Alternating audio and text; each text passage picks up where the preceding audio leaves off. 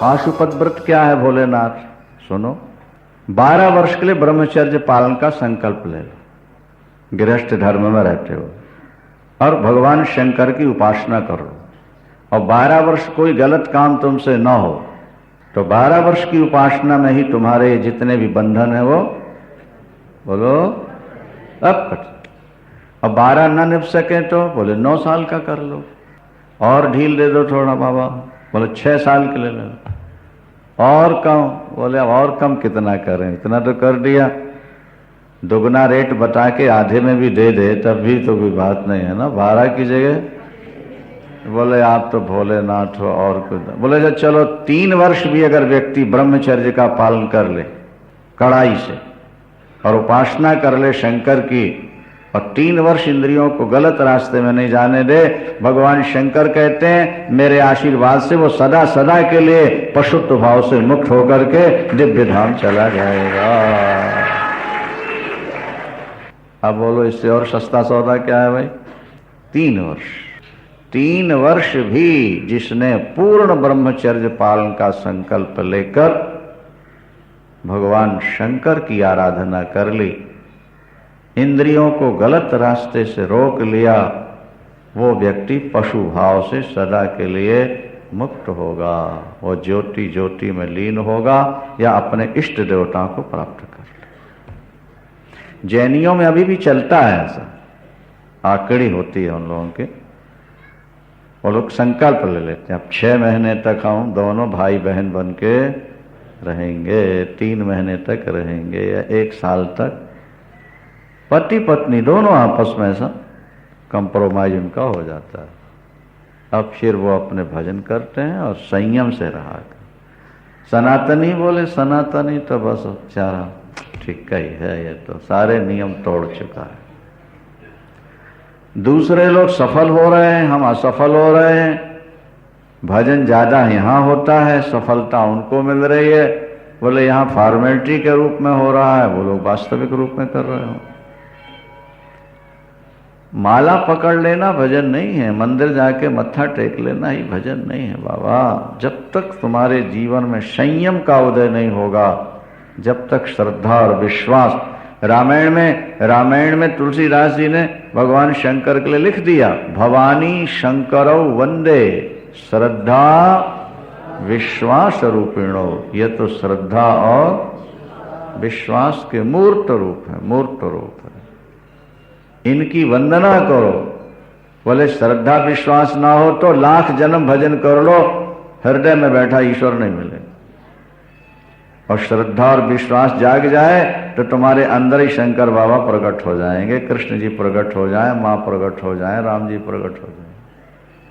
याभ्याम बिना न पश्यन्ति सिद्धा स्वांतस्थमीश्वर। अपने हृदय में विद्यमान परमात्मा का दर्शन तब तक नहीं होगा जब तक श्रद्धा और विश्वास बलवती नहीं होगी। और जैसे शराब पीने के बाद नशा बुलाना नहीं पड़ता, अपने आप जागता है, इसी तरह जिसने मां पार्वती और भगवान शंकर की श्रद्धा से पूजा कर ली, श्रद्धा विश्वास उसको जगाना नहीं पड़ेगा, वो तो अपने आप जाग जाएंगे। और श्रद्धा विश्वास अंदर जाग गए तो परमात्मा हृदय में ही दर्शन दे जाएगा, जीवन तुम्हारा सफल हो जाएगा, अपने आप होता। हम कहा करते हैं कि कश्मीर की भूमि में केसर को पैदा करने की क्षमता है। आप दिल्ली में केसर पैदा करना चाहो, पंजाब में पैदा करना चाहो, मद्रास में, वही हो। बढ़िया से बढ़िया केसर, बोलो भाई, चंदन के पेड़ हर जगह लगा लो, पेड़ तो हो जाएगा, पर वो सुगंधी नहीं आएगी जो मलयाचल मैसूर के चंदन में। चावल है हर जगह पैदा होता, लेकिन जो देहरादून का बासमती है, लाखन माजरा का, कि मिट्टी वैसी होती है नहीं। जैसे मिट्टी में तत्तल वस्तुओं को उत्पन्न करने की क्षमता है, इसी तरह बाबा भोलेनाथ का चिंतन कर लो, माँ पार्वती की उपासना कर लो, श्रद्धा और विश्वास जागृत होगा, परमात्मा की प्राप्ति हो जाएगी। बोलो शंकर भगवान।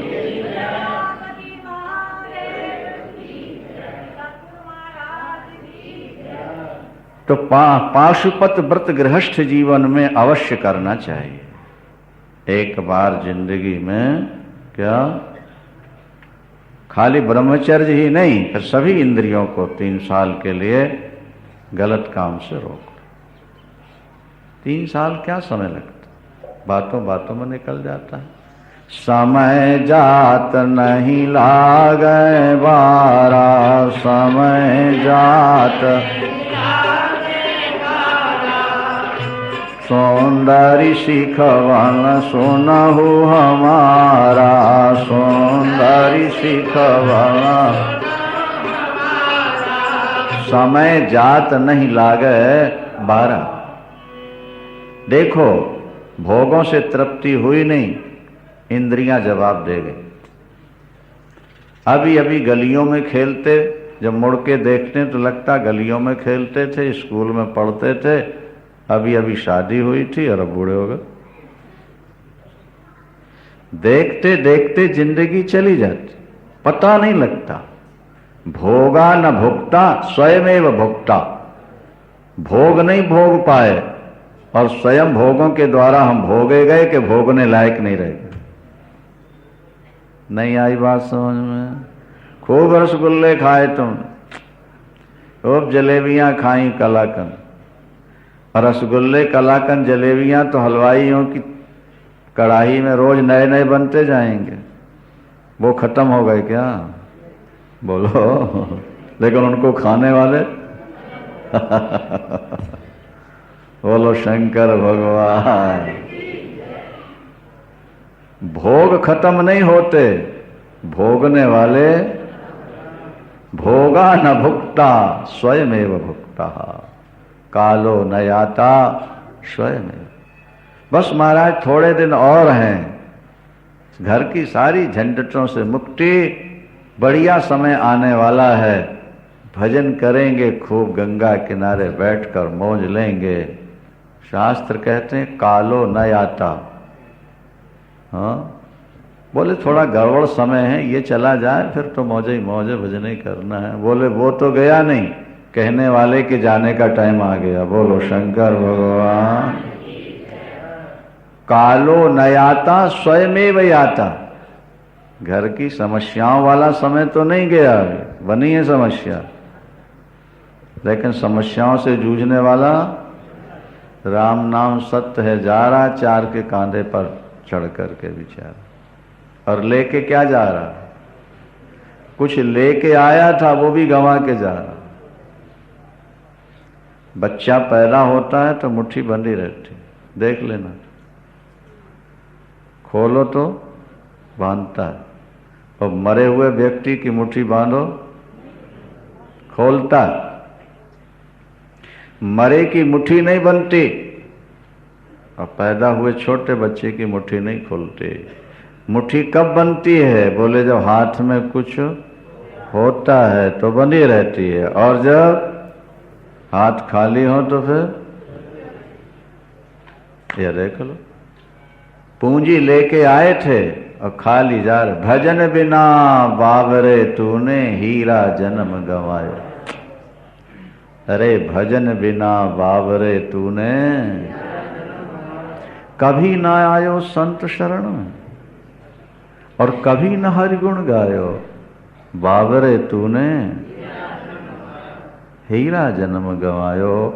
पच पच मर्यो बैल की नाई। पच पच मर्यो बैल की नाई, सोए रहो उठ खायो। बाबरे तूने हीरा जन्म गंवायो। भजन बिना बाबरे तूने कभी न आयो संत शरण में, कभी न हरि गुण गायो। ये संसार पेड़ सेमर का, सुग्गा देख भुलायो। मारी चोंच रुई उड़ गई, हाथ कछु नहीं आयो। बाबरे तूने भजन बिना बावरे तूने। अंतिम लाइन बड़ी सुंदर है। ये संसार हाट बनिए की, समझ रहे हो कि नहीं? ये संसार हाट बनिए की, सबको सौदा लायो और चातुर्माल चौगनो कीनो, मूरख मूल गंवायो बाबरे तूने। हीरा जन्म गंवायो भजन बिना बाबरे तूने। भजन के बिना तेरा जीवन बर्बाद है। तू नोट संग्रह करके खुश हो रहा है, लेकिन अंत में रोना पड़ेगा। कई लोग कहते महाराज अगर सभी ऐसा करने लगे, भजन करने लगे, तो संसार कैसे चलेगा? हमने कहा तुमने संसार का ठेका लिया हुआ है क्या? क्या? अरे जिसने बनाया है चलाने की जिम्मेदारी उस पर है। नहीं आई बात समझ? तुम ऐसा क्यों नहीं सोचते हो कि अगर हमारी तरह सभी चोरी करने लगे तो संसार का क्या हाल हो जाएगा? ऐसा सोचो। शंकर भगवान की।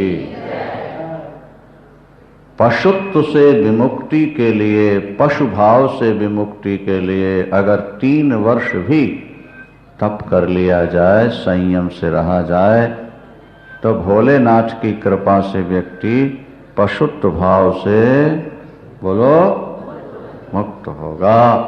देवताओं ने बड़ी खुशी मनाई और भगवान शंकर ने फिर देखा वे तीनों पुर एक साथ जुड़ गए थे। एक साथ जुड़ गए और दृष्टिगोचर हुए। देवताओं ने कहा कि प्रभु अब वो तीनों पुर एक साथ जुड़ चुके हैं। भगवान शंकर ने धनुष पर अपना पाशुपतास्त्र रखा। शस्त्र है पाशुपतास्त्र, और जब धनुष पर रख करके उसकी घोषणा की और उनको सावधान किया। शत्रु को बिना सावधान किए मारना नहीं चाहिए, उनको सावधान। महाराज उन्होंने ऊपर से बाणों की वर्षा प्रारंभ कर दी, भिन्न भिन्न प्रकार के अस्त्र शस्त्रों की वर्षा की। इस तरफ से भी शंकर के गण हैं, देवता हैं, देवताओं के गण हैं। भीषण युद्ध हुआ है। एक कभी कभी तो उनकी मार से ये भागने लगते हैं और इनकी मार से उनके वो भागते हैं, लड़ते मरते हैं। अंत में भगवान शंकर ने खींचकर पाशुपतास्त्र जैसे छोड़ा है, तीनों पुर में आग लगी, जल करके राख हो गए। वो देवता और दैत्य भी समाप्त हुए। देवता पुष्प वर्षाए, बाजे बजाए और जय जयकार करे। कहते हैं सब तो मर गए, लेकिन मैं नाम का जो दानव था वो बच गया। उसी में था और बच गया। वो कैसे बच गया? बोले जब पाशुपतास्त्र भगवान शंकर संधान रहे थे, युद्ध हो रहा था, तब भी वो भगवान शंकर के चरणों में ही मन लगाए भजन कर रहा था। जैसे लंका तो जली, विभीषण बचा कि नहीं? जा रहा नगर निमिषय कमाही, जा रहा एक विभीषण कर घर नाही, एक। इसी तरह भगवान शंकर की कृपा, भगवान शंकर ये भी बताना चाहते हैं कि यदि व्यक्ति मेरी शरण में रहे तो मैं असंभव को संभव करके दिखा सकता हूं। असंभव को संभव करके दिखा सकता, अनहोनी को होनी के रूप में बदल सकता हूं। ये भगवान शंकर की कृपा है, कृपा शक्ति। वो प्रकरण बीच में रह गया कि भगवान शंकर जब पार्वती जी की परीक्षा लेने गए शिव पुराण के आधार पर, तो पार्वती अम्बा ने आग जला ली थी आत्मदाह के लिए, क्योंकि भोलेनाथ अभी तक मेरे ऊपर प्रसन्न नहीं हुए। और ब्राह्मण के वेश में शंकर भगवान गए तो और ज्यादा शंकर भगवान की आलोचना कर दी। तो अम्बा पार्वती ने कहा नहीं नहीं, निंदा करने वाले की जीभ काट ले, नहीं तो कान में उंगली लगा ले, अपना शरीर छोड़ दे। अब भोलेनाथ आप प्रसन्न नहीं हो रहे मेरे ऊपर, मैं आत्मदाह कर लूंगी, इस शरीर को रख के क्या करूंगी जो आपको स्वीकार्य नहीं है। और भगवती पार्वती शंकर भगवान जो ब्राह्मण वेश में आए थे ना, उनके सामने ही आग में प्रवेश कर, लेकिन आग ने जलाया नहीं पार्वती जी। शंकर बाबा तो ब्राह्मण वेश में सामने ही खड़े थे ना, जलाए कैसे? ताकर दूत अनल जेहि सिरजा, जरा नसो तेहि कारण गिर जा। अग्नि को बनाने वाले शंकर हैं, अग्नि को बनाने वाले राम हैं, उनका दूत कैसे जलेगा? सती कैसे, पार्वती कैसे जलेंगे? फिर भगवान शंकर ने परीक्षा ली, और जब पार्वती अम्बा की दृढ़ता देखी, अपने रूप में प्रकट होकर हाथ पकड़ लिया, देवता पुष्प वर्षाए, बाजे बजाए। इस तरह से भगवान शंकर ने त्रिपुरासुर का वध किया, मैदानों बाहर निकल आया, भगवान शंकर के चरणों में गिरा और स्तुति की। तो भोले बाबा ने कहा कि जाओ तुम यहां से बितल लोक में चले जाओ, नीचे चले जाओ, वहां जा अपने सब के साथ में जाओ और वहीं तुम सुख से रहो, स्वर्ग से भी ज्यादा सुख वहां तुमको मिलेगा, मृत्यु लोक छोड़ दो। मेरा उपासक दुखी नहीं रह सकता, शंकर की उपासना करने वाला जल्दी जल्दी गरीब नहीं होता, ये भी आप समझ लो। गरीब हो भी जाए तो मूर्ख नहीं रहेगा, और जिसके पास बुद्धि है उससे बड़ा धनवान कोई नहीं होता। नहीं समझे? इसीलिए तो धनवान और बुद्धिमान में मेल कम होता है, क्योंकि धनवान को धन का अभिमान होता है और बुद्धिमान को अपनी बुद्धि का होता है। दो अभिमानी टकराते हैं तो टकराव में विरोध हो जाता है। धनवान चाहते हैं कि हमारे आगे पीछे हाथ जोड़ते रहें तो खुश रहेंगे, नहीं। और बुद्धिमान लोग ये सोचते हैं कि हमें प्रभु ने वो चीज दे दी है कि जहां हाथ जोड़ने की जरूरत ही नहीं, अब तो भगवान को हाथ जोड़ लिया, दुनिया के हाथ जोड़ गए, फिर क्या बात। तो बुद्धि भगवान शंकर देते हैं, ये बुद्धि के भंडार हैं, ज्ञान के दाता हैं, त्रिपुरारी कहलाए, त्रिपुरारी भोलेनाथ। एक भजन सुन लो, फिर आगे बड़ा सुंदर उपाख्यान है शंखचूड़ और तुलसी का, वृंदा का, जिसने भगवान को भी श्राप देके पत्थर बना दिया। पातिव्रत का उत्कृष्ट उदाहरण शिव पुराण के आधार। जब भगवान शंकर त्रिपुरासुर को मारने के लिए उद्यत हुए तो आकाशवाणी हुई थी, यद्यपि आप सर्वसमर्थ त्रिलोकीनाथ हैं भोलेनाथ, पर जब तक गणपति की पूजा नहीं हो जाएगी तब तक त्रिपुरासुर का वध नहीं होने पाएगा। सर्वाध्यक्ष पद गणपति को दिया गया। तब भगवान शंकर ने भद्रकाली को बुलवाया, भद्रकाली को, और कहा गणेश की पूजा करो। भद्रकाली के द्वारा भगवान शंकर ने गणपति की पूजा कराने के बाद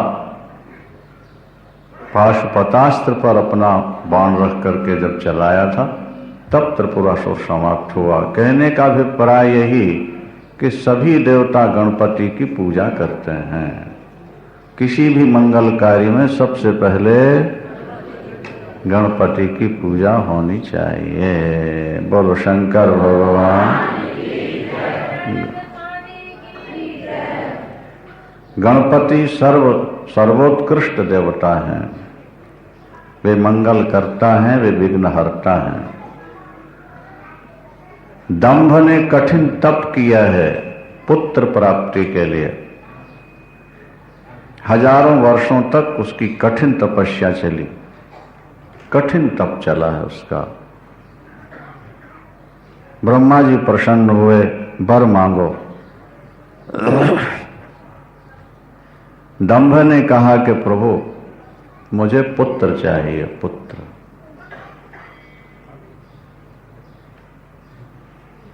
यद्यपि तेरे भाग्य में संतान नहीं है, फिर भी तेरा कठिन तप है, तुझे पुत्र मिलेगा।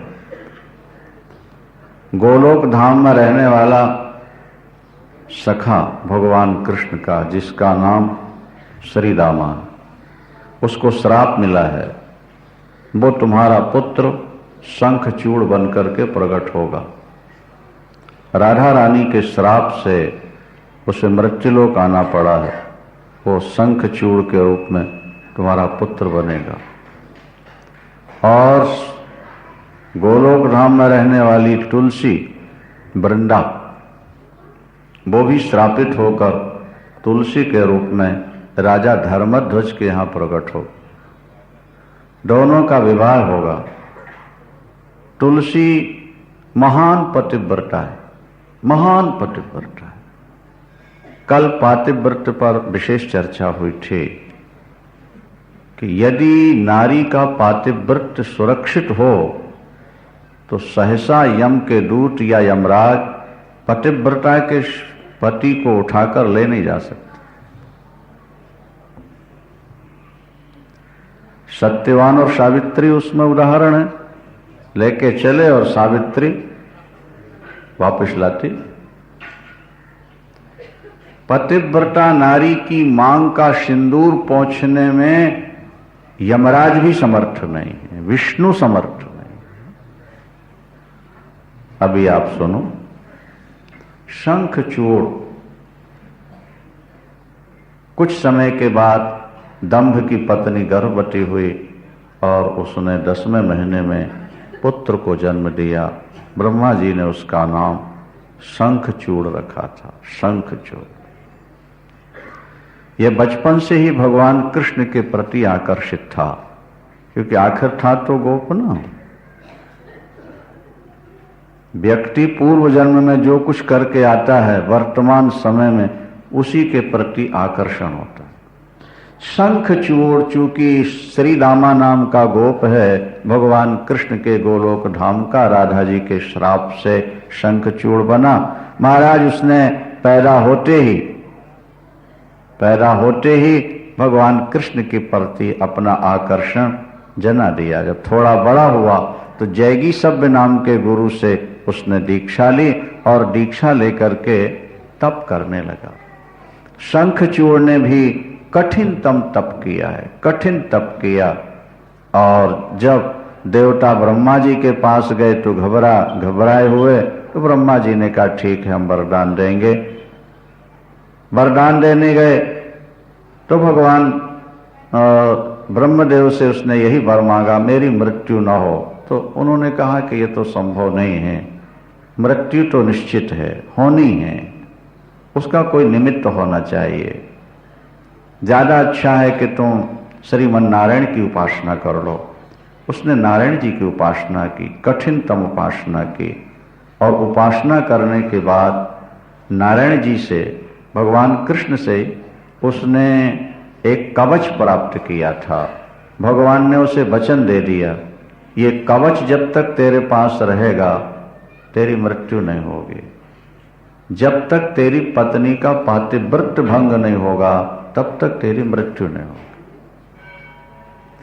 तेरे लिए 2 कवच हैं, एक तो ये मंत्रमय कवच और दूसरे तेरी पत्नी का पातिव्रत। शंखचूड़ से भगवान ने कहा, धर्मध्वज की पुत्री बद्रीनाथ में तप कर रही है, उसका नाम है तुलसी वृंदा। यहां शंखचूड़ है, वहां जालंधर। कल्प भेद से नाम भेद है, नहीं समझे आप। शंखचूड़ पहुंचा बद्रीनाथ, वहां तुलसी तप कर रही थी कठिन। शंखचूड़ ने पूछा, देवी तुम कौन हो, कहां से आई हो और किस लिए तप कर रही हो? मैं महाराजा धर्मध्वज की पुत्री हूं, पति प्राप्त करने के लिए मैं कठिन तप कर रही हूं। शंखचूड़ ने कहा, मुझे भगवान ने भेजा हुआ है, तुम उनके लिए तप कर रही थी, उन्होंने मुझे भेजा है और तुम्हारे लिए पति मैं ही नियुक्त हूं परमात्मा की ओर से, इसलिए मुझे स्वीकार कर लो, जीवन सफल हो जाएगा। अस्तु। शंखचूड़ के तुलसी के साथ विवाह हुआ और शंखचूड़ ने तीनों लोकों पर विजय प्राप्त कर ली। असुर राज्य पद पर शंखचूड़ का अभिषेक हो गया। शंखचूड़ अब दैत्य जो होते हैं उनको देवताओं का सिद्धांत तो मान्य नहीं होता। दैवी संपत्ति और आसुरी संपत्ति दो तरह की होती है। जो देवताओं को मानने वाले लोग हैं, जिनमें दैवी संपत्ति है, वो आसुरी संपत्ति की ओर नहीं जाते, और जो आसुरी संपत्ति वाले हैं वो दैवी संपत्ति को हजम नहीं कर पाते, स्वीकार नहीं कर पाते, क्योंकि वो स्वतंत्र होकर विषय भोगना चाहते हैं और दैवी संपत्ति उसमें बाधक बनती है। दैवी संपत्ति उसमें रुकावट डालती है। दैवी संपत्ति ये कहती है कि तुम्हारे पतन का रास्ता है।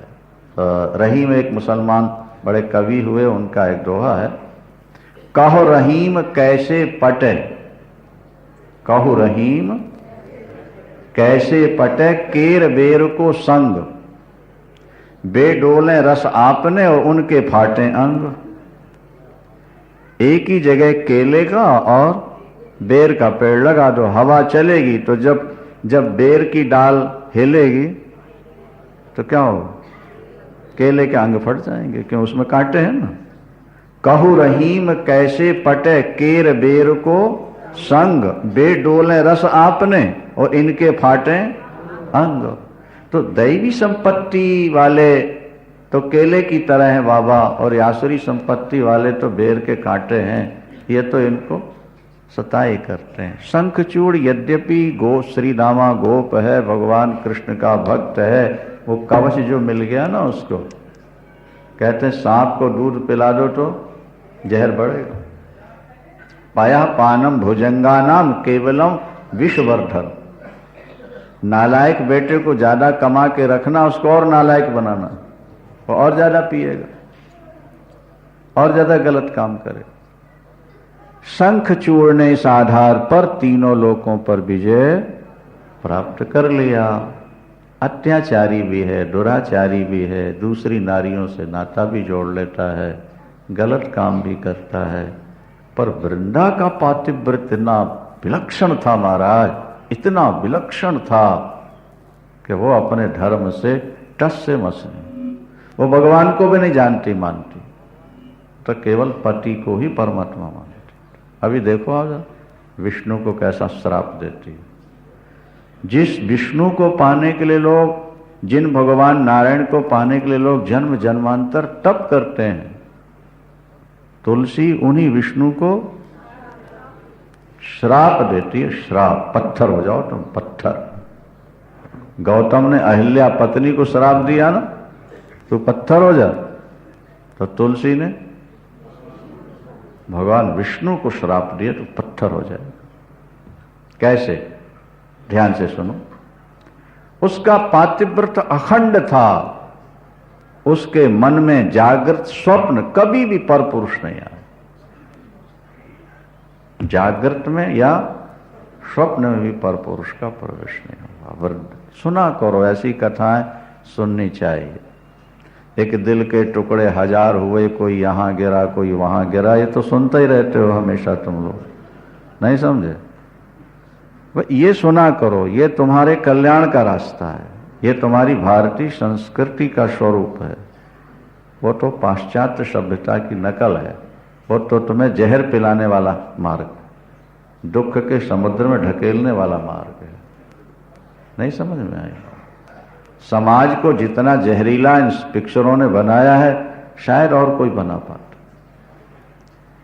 इनमें बढ़िया सामाजिक धार्मिक तो दाल में नमक की तरह आते हैं, कभी कभी आ जाते हैं, बाकी तो उसमें सारा दिन गंदगी का ही साम्राज्य है। ऐसा लोगों से सुनते हैं, प्रवृत्ति तो अपनी है नहीं उस ओर। बोलो वृंदावन शंकर भगवान की। देवता फिर दुखी हुए और दुखी होकर के भगवान के पास आए। भगवान श्रीमन्नारायण युद्ध करने गए, शंखचूड़ से विजय नहीं हुए, वापिस लौट आए, वापिस लौट आए। बहुत समय तक लड़े शंखचूड़, वापिस आए। अब चारों तरफ से जब विचार चला, निर्णय यह हुआ कि भगवान शंकर ही उसको मार सकते हैं।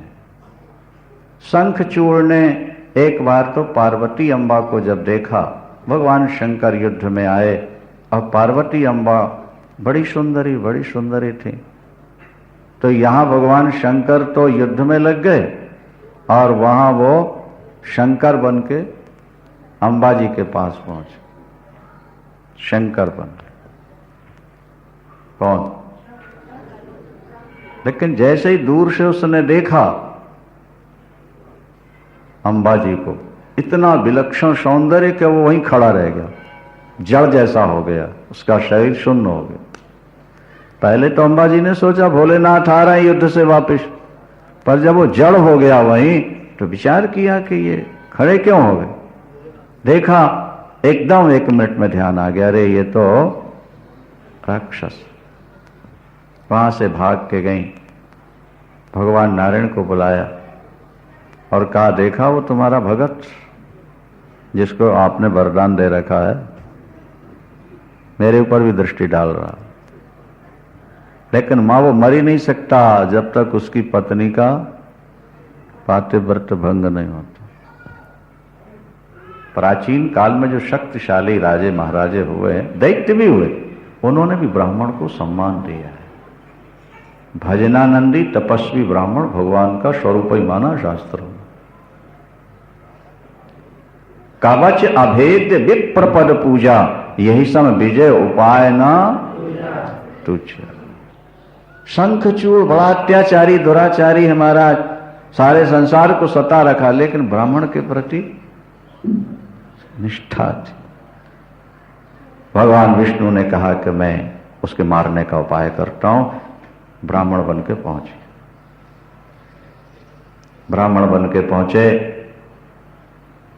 आओ देवता आओ, बड़ी कृपा की, आप तपस्वी ब्राह्मण आ जाए, क्या विराज, सत्कार किया। कैसे पधारे महाराज?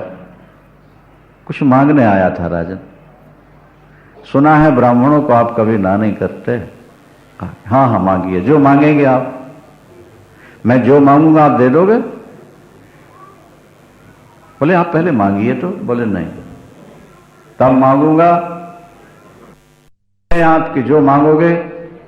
उसने कहा मेरे पास हुआ तो मैं दे दूंगा, मांगिए। बोले कवच हमको दे दो। एकदम इशारा सन्न हो गया। कवच तो उसकी जिंदगी थी, कवच और पातिव्रत, और वचन दे दिया, देंगे देंगे। अब रह गया पातिव्रत।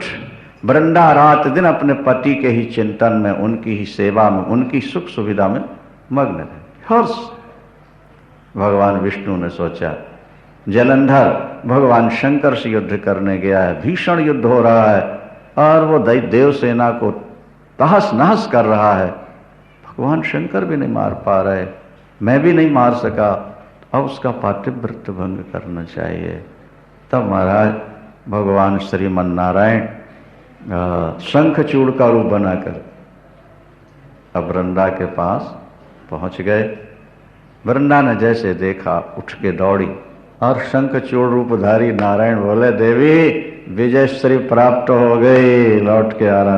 और गले लपट गई बेचारी जाकर प्यार से। भगवान ने शंखचूड़ के रूप में उसका पातिव्रत भंग किया। यहां पातिव्रत भंग हुआ और वहां भगवान शंकर का त्रिशूल चला और शंखचूड़ खत्म। देवता जय जयकार करने लगे, चला गया। मालूम पड़ गया ये मेरे असली पति नहीं है। नहीं, जूती ये बतला देती है कि हम तुम्हारे पैर की नहीं है। बोलो शंकर भगवान। कभी भीड़ भाड़ में दूसरी चप्पल जूती पहनने लगो तो महाराज जैसे ही वृंदा ने देखा मेरा पति मारा गया, बिना पातिव्रत भंग हुए मेरी मृत्यु नहीं हो सकती, बात समझ लो आप। क्या? एकदम डांट के बोली, तुम कौन हो मेरे पति के वेश में आने वाले? बोलो नहीं तो अभी श्राप दे। अब तो विष्णु घबरा है। पतिव्रता से नारायण बहुत डरते हैं, तपस्वी और पतिव्रता से बहुत डरते हैं। एकदम अपने रूप में खड़ा। विष्णु तुमने मेरे पति का रूप बनाया, मेरा धर्म नष्ट करने के लिए तुमने मेरे पति का रूप बनाया, मेरा पति समाप्त हो गया। जाओ, धर्म की स्थापना करने वाले, धर्म की मर्यादा बनाने वाले और आज उसी धर्म का खंडन करने वाले, नष्ट करने वाले, मैं तुम्हें श्राप देती हूं। तुम्हारा हृदय बहुत कठोर है, पत्थर है। एक पतिव्रता नारी के पति को तुमने छल से मरवाया, धर्म नष्ट करके। मेरा श्राप है, तुम पत्थर हो जाओ। भगवान विष्णु नीचे सर किए, उन्होंने कहा देवी, जो तुमने श्राप दिया वो मैंने अपने सिर माथे रख लिया। यह श्राप नहीं, मेरे लिए वरदान है। दुनिया के लिए एक उदाहरण बन जाएगा कि भारत की पतिव्रता नारी कितनी महान होती है कि इंसान को तो क्या, वो भगवान को भी पत्थर बना सकती है। लेकिन सुन लो कान खोल कर, तुलसी, अगर मैं पत्थर बनूंगा तो तुम तुलसी का पौधा बनोगी।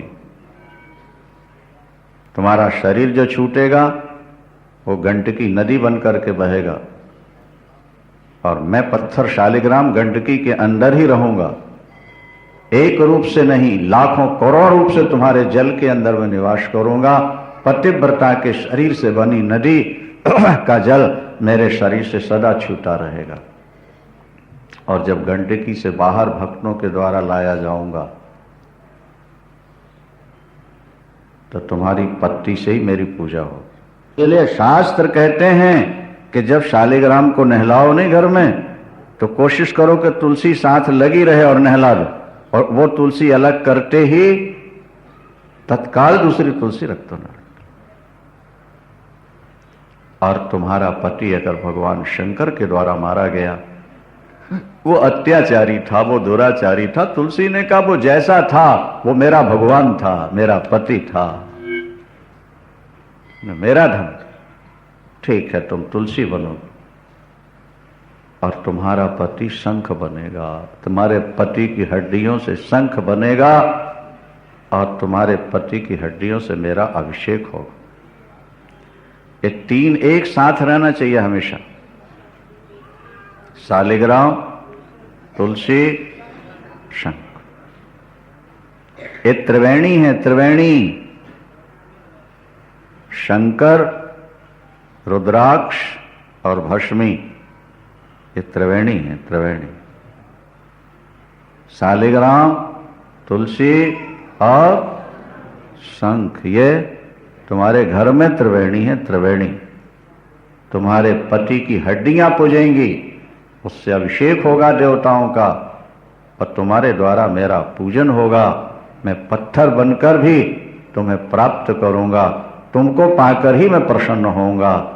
धन्य है वो नारी जो पतिव्रता है, पतिव्रताओं की तुम सिरमौर हो। जो तुम्हारा चरित्र पढ़ें सुनेंगे उनका जीवन भी पवित्र हो जाएगा। बोलो लक्ष्मी नारायण भगवान। वही तुलसी का शरीर गंडकी नदी बन गया। वो तुलसी देवी अपने पति के साथ जली और वहीं फिर बीज डाले गए, उससे वृक्ष निकला जो तुलसी के रूप में आज घर घर में। इसलिए भारतीय नारी अपने घर में तुलसी जरूर रखती। अब आजकल अंग्रेजिया बाबू और देवियां मनी प्लांट रखते हैं, तुलसी छोड़ दिए। कम घरों में तुलसी मिलती है। तुलसी हो ना हो लेकिन मनी प्लांट जरूर। क्यों? बोले मनी चाहिए, मनी चाहिए। भगवान मिले न मिले, मनी मिल जाना चाहिए। घर घर में तुलसी हो, बगीचे में 10-20 पौधे लगे हों, उसकी सुगंधी जब निकलती है, उसकी पुष्प क्या मादक सुगंधी होती है तुलसी के अंदर। तुलसी के द्वारा नारायण की पूजा, बिलपत्र के द्वारा भगवान शंकर की पूजा, दूर्वा के द्वारा गणपति की पूजा, ये सर्वश्रेष्ठ पूजाओं में एक है। भाग्यशाली हैं वे नर जो अपने घर में तुलसी का पौधा रखते हैं। प्राचीन ग्रंथों को आप पढ़ोगे, सुनोगे तो अपनी संस्कृति का ज्ञान होगा, कभी न कभी चलने का विचार भी बनेगा। यहीं विराम लेते हैं। अब शाम को और भी बड़ी सुंदर कथाएं हैं। शंकर भगवान।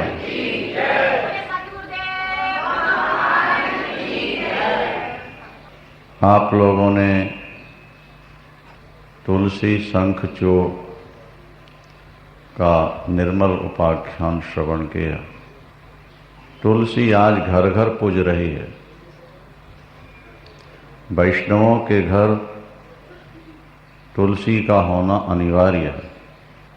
शारीरिक दृष्टि से भी अगर 4-6 पत्ती तुलसी की नित्य चबाई जाए तो व्यक्ति को मलेरिया तो होता ही नहीं कभी, और अंदर भी बड़े बड़े रोगों की निवृत्ति हो जाया करती है। तुलसी, शालिग्राम और गंगा जल तीनों मिल जाएं एक साथ, चंद्रोदय वटी बन जाती है। चंद्रोदय वटी मृत्यु निवारक होती है। चंद्रोदय वटी में अभ्रक, पारद और सोना, ये तीनों हुआ करता है। आयुर्वेद के हिसाब से अभ्रक, पारद और सोना। शालिग्राम के अंदर सोना होता है और तुलसी में पारद है, गंगा जल में अभ्रक है। जब गंगा जल से शालिग्राम को स्नान कराया गया और तुलसी डाल दी गई तो चंद्रोदय वटी तैयार हो जाती है। अकाल मृत्यु हरणम सर्वव्याधि विनाशनम विष्णु पादोदकम पीत्वा पुनर्जन्म न विद्यते।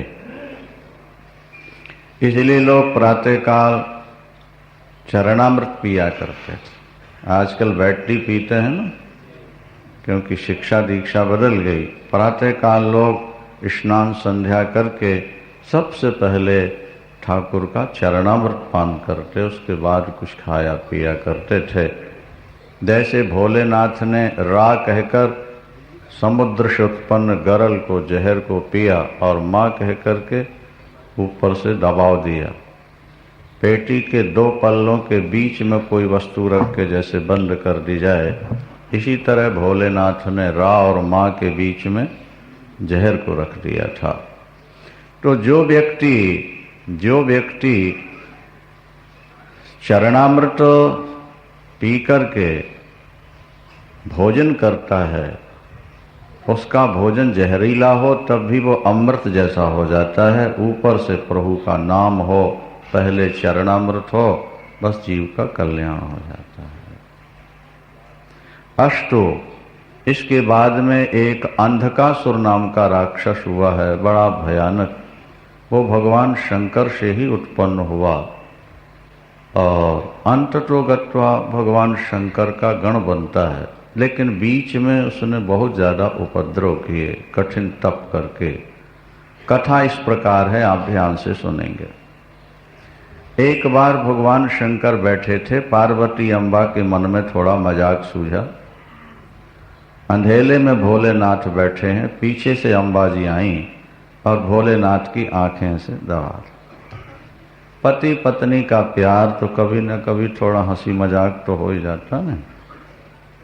हाँ, उसी समय भोलेनाथ ने जरा हाथ वाथ देखे, भाई कौन है, आंखें तो हाथ छूते पता तो लग गया क्या कौन है ये। लेकिन कहते हैं प्रभु की लीला, उसी समय भगवान भोलेनाथ को थोड़ा पसीना सा आ गया और पसीने की बिंदु जब जमीन पर गिरी तो उससे एक पुत्र पैदा हो गया। उस पुत्र का नाम रखा अंधक। पुत्र हुआ तो, लेकिन अंधा हुआ। अंधा क्यों हुआ बोलो?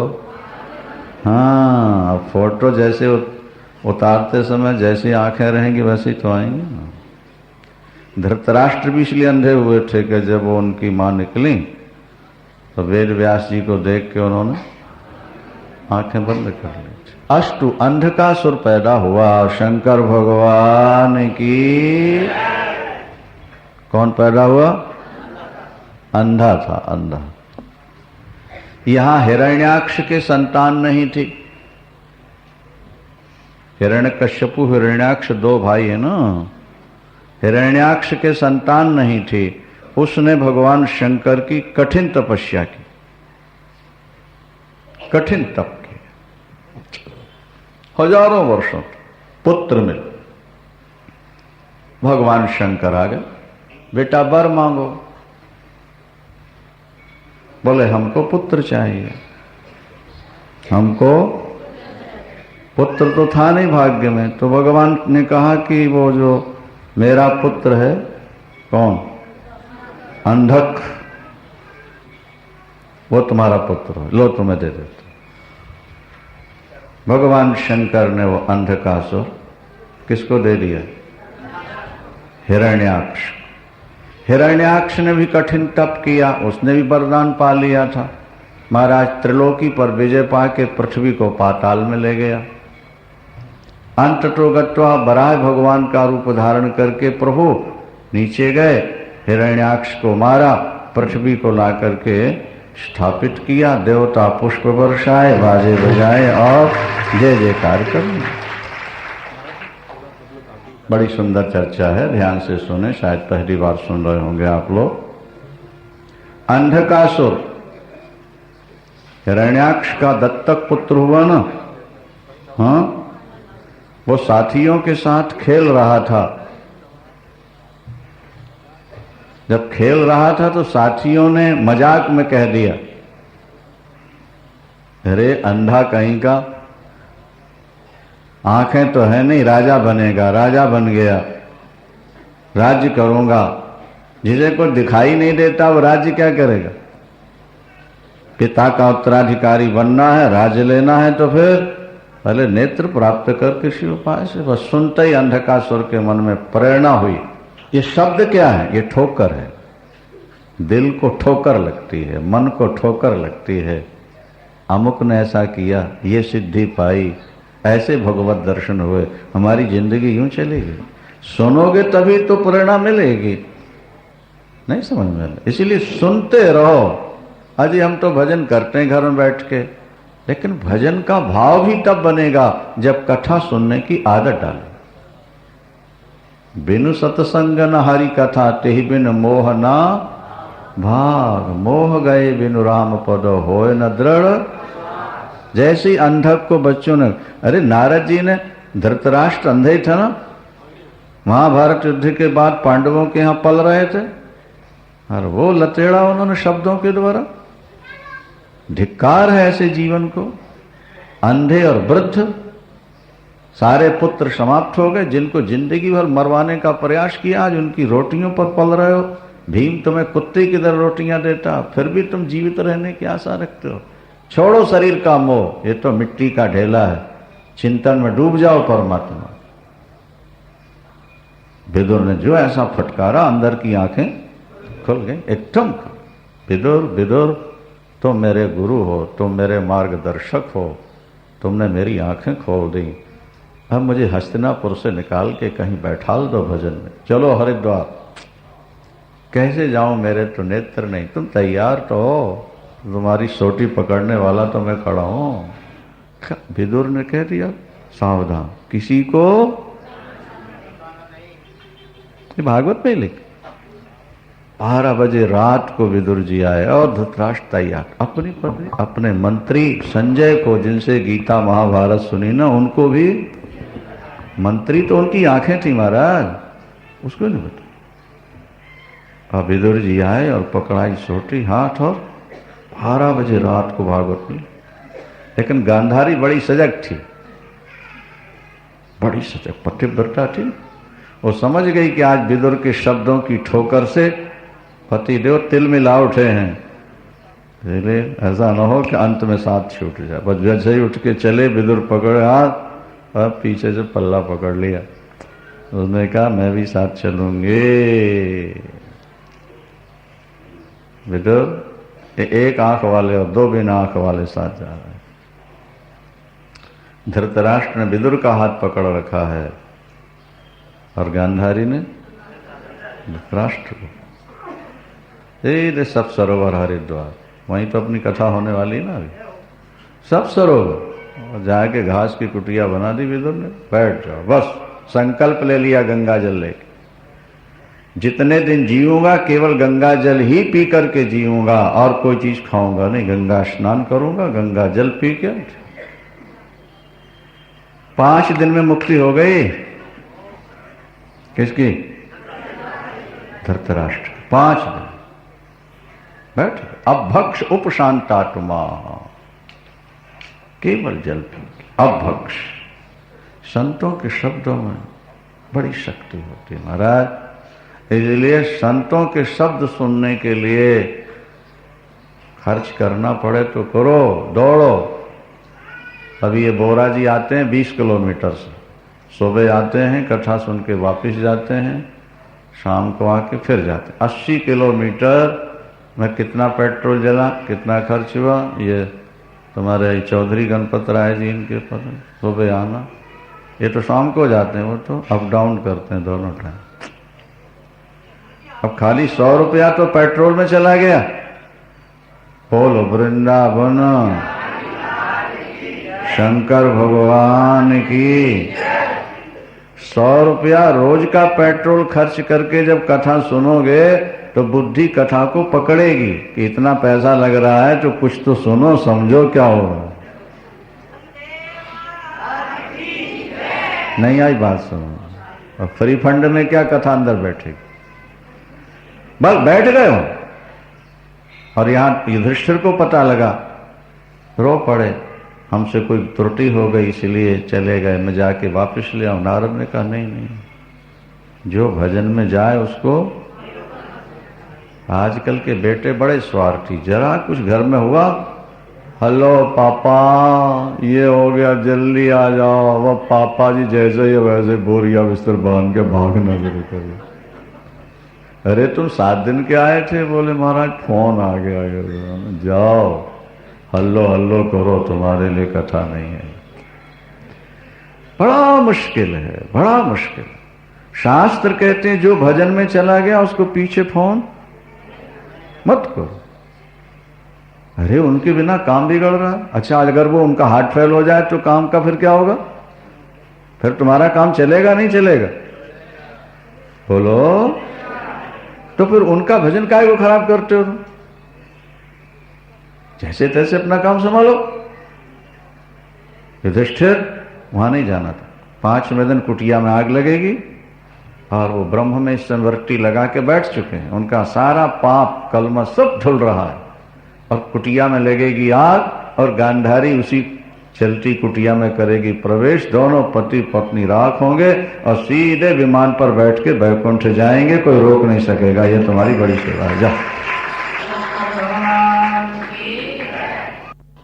अस्तु, अंधक को प्रेरणा मिली और अंधक ने फिर कठिनतम तप किया, कठिन तप किया, हजारों वर्षों तक। भगवान प्रसन्न हो गए। बेटा वर मांगो, हम मरे नहीं किसी के द्वारा। ये तो हो ही नहीं सकता। दैत्य पहला वरदान यही मांगते, अस्तु वरदान मिल गया, हम किसी के द्वारा मारे ना जा। नहीं, कुछ और उपाय करना पड़ेगा तुमको। क्या? ठीक है, किसी सुंदर नारी, निर्दोषा नारी जो मेरी मां के समान हो, उस पर जब मेरी दृष्टि गलत हो तब कोई मुझको मार सके, पराजित कर सके, नहीं तो तीनों लोगों पर उसने विजय प्राप्त कर। ऐसे वरदान ले लेते महाराज, फिर चिंता है।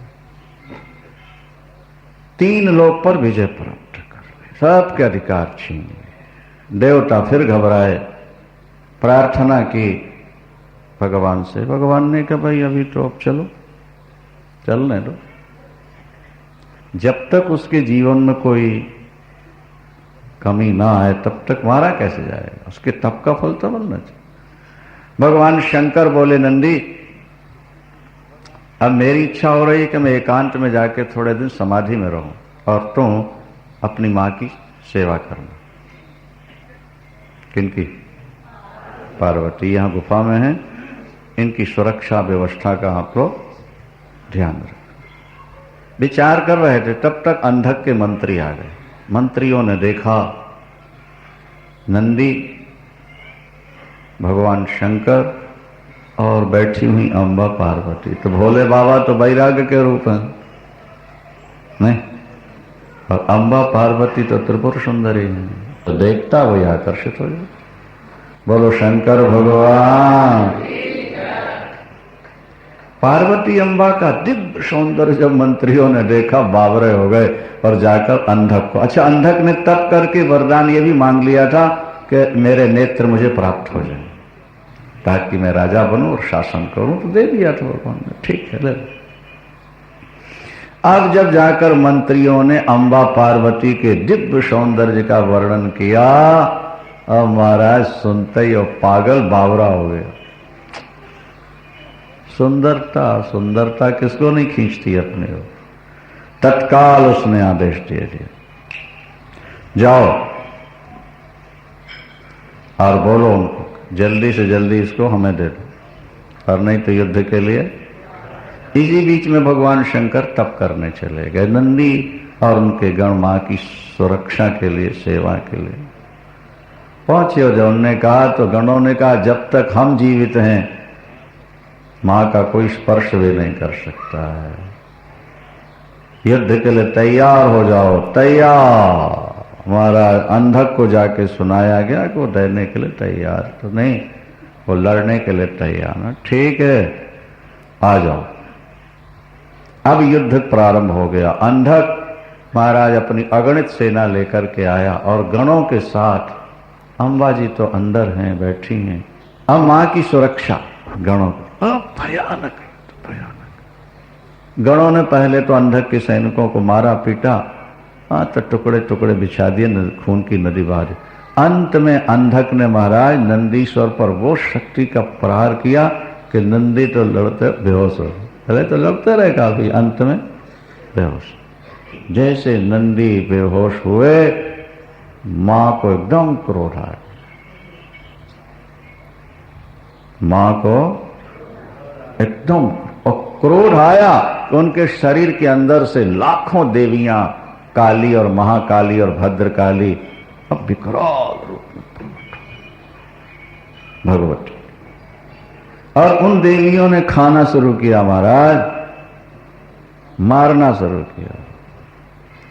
इसी बीच में भगवान शंकर की समाधि खुल गई और वो भी 505 दिनों तक युद्ध चला। भयानक युद्ध में जब भगवान शंकर की समाधि खुली आए तो भगवान शंकर ने जब देखा बीभत्स दृश्य को, जब दैत्य मारे जाने लगे, शुक्राचार्य जी को बुलाया गया। शुक्राचार्य जी आए और जो दैत्य मरते हैं उनको शुक्राचार्य जी संजीवनी विद्या के द्वारा जीवन दान दे देते हैं। ओ महाराज गए नंदी, ओ मार काट करते हुए उठाया किसको? शुक्राचार्य को। पीछे दौड़े राक्षस, मारो मारो मारो।